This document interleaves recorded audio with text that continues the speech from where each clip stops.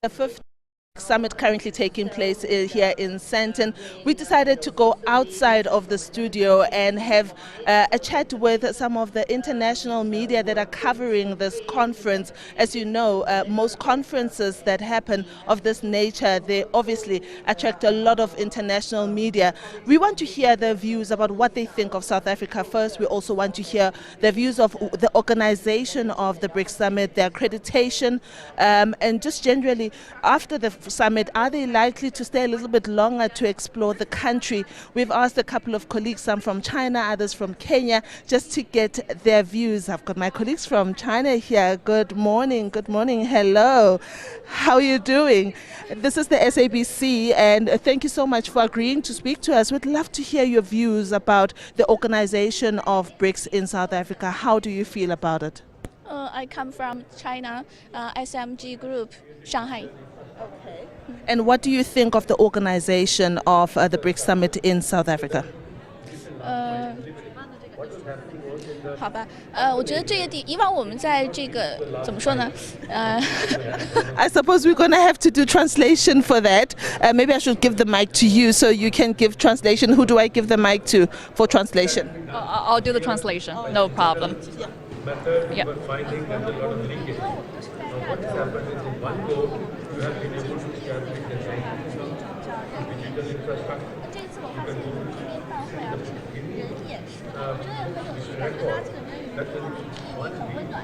Yeah, so the first impression we got is like because in the past summits we attended in several countries, they use AI to do the security jobs for them. But here I think everyone is recognized by a person, human beings. So our reporter found it very friendly, and it's really enclosed relationships between humans and humans. So it's very friendly, lovely. How did you find the accreditation system, for instance? 我觉得至少这里要是能给我们准备一点 water 的话，我就觉得很开心。Yeah, because you know this is the first time our team come into Africa, so we're not very familiar to where we can buy water, food, snacks here. So we hope that next time maybe we can be offered some of at least water. Yeah. Did we meet your expectations as a country? You say it's the first time that you come to Africa. I'm sure you've heard things about South Africa. Did we meet your expectations about what you would find as soon as you landed? Yeah, this is my first time coming to here. 然后我觉得在我来之前，我感觉非洲南非这个地方好像不是很安全。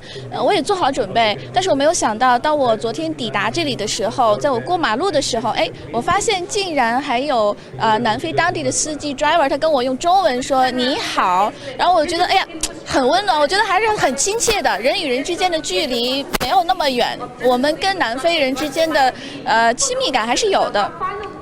Yeah, it's beyond our expectations. For conclusion, so basically for details is like before we came, some of the rumors told us that the security here are very concerning. So we kind of prepared for that, and because we came a long way, so we are not very familiar how things are being done here. However, yesterday when we arrived and when we were walking to the media badge collection centers, we came across a driver who greeted us in Chinese. So it's like, and our reporter really found it very sweet and friendly, and it's like it really kind of relieved our worries. And I think people are very friendly to us. Last question, are you likely to come back to South Africa for a holiday sometime in the future? 太远了，20个小时我飞过来好累的。如果要是玩的话，我想下一次有机会的话，我想来看一下非洲大迁徙。Yeah, so it's the only concern for us is we need to fly 25 hours for total. But however, for vacations, our reporter is really, and our team as well, really would like to come again to observe the animals migrations in Africa, if possible. Thank you so much. Thank you very much. We've been speaking to our colleagues in China, speaking through an interpreter, their reporters. Very interesting views, especially one where they found a driver who could greet them in Chinese or Mandarin, I understand, and how that indeed impressed them. They're looking forward to coming back to South Africa. I've got another colleague next to me, she is from Ghana, I believe. Yes, thank you so much for joining us from the SABC News Channel. Your overall impression of how we in South Africa have organized this BRICS Summit? Well, I can tell you for a fact that it has been organized strategically, and we just came in yesterday, and so far I can see the security presence is very, very felt. And prior to that, you are coming, they'll tell you, oh, you have to be very careful, you have to be very careful. But I realized that the sense of security is very high, and everybody can't go about doing their business and come for the conference and be at ease, and nothing bad is going to happen to you. Firstly, obviously as a reporter you want to speak to delegates from South Africa, I can imagine. How has been the ease of speaking to the South African delegation about a myriad of issues really?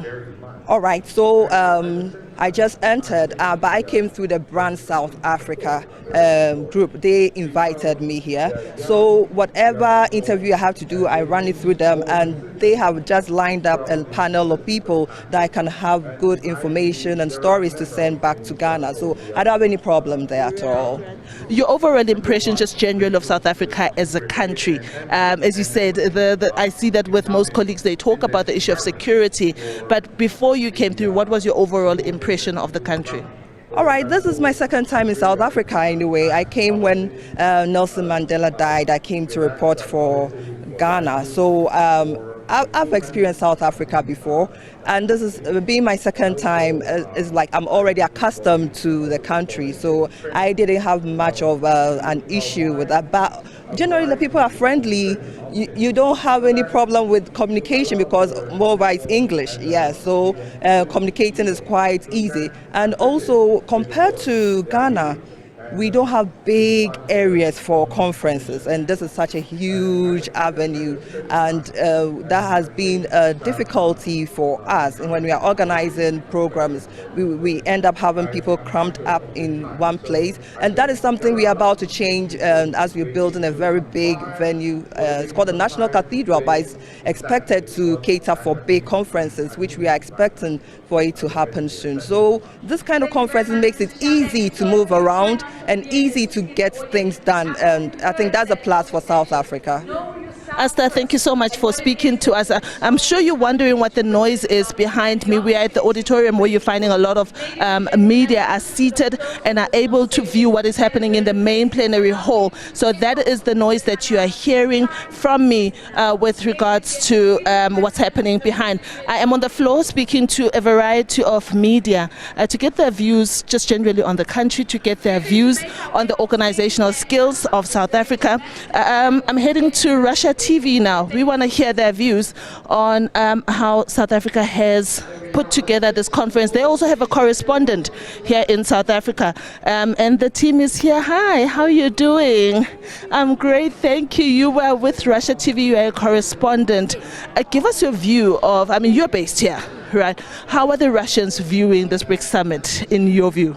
I mean, it's a beautiful opportunity for them to be here, to experience South Africa in a way that they're not used to, because you know how people see South Africa or Africa from the outside, and how do they see it? I mean, it's not even a Russian thing, it's an international thing. International people, they have this perspective about South Africa or the African continent, and until they come and be here and set foot in the country or in the continent, then the perspective changes. I was literally talking to my colleague now about the food, and he could not believe the kinds of restaurants that we have, so it's quite an experience for them. Do you think that they're likely to come back to South Africa for a holiday sometime in future? Absolutely, absolutely. They have even extended their stays because they were only here for the BRICS Summit, but now the whole team is going to Cape Town for the following week. So it's absolutely something that they're looking forward to. But you know what? Respectfully to my colleagues, South Africa is different to Russia in the sense of how we know Russia to be at this moment. So to be in South Africa and experience this whole beautiful luxury, it's a bit different for them since everything happened within their country. Are you getting anybody being quite curious about what's happening in Russia in terms of Russian President Vladimir Putin not coming and sending a foreign minister instead? Are you getting a lot of those questions among the colleagues themselves? Of course. And that's a question I can't answer, unfortunately, because like everyone else,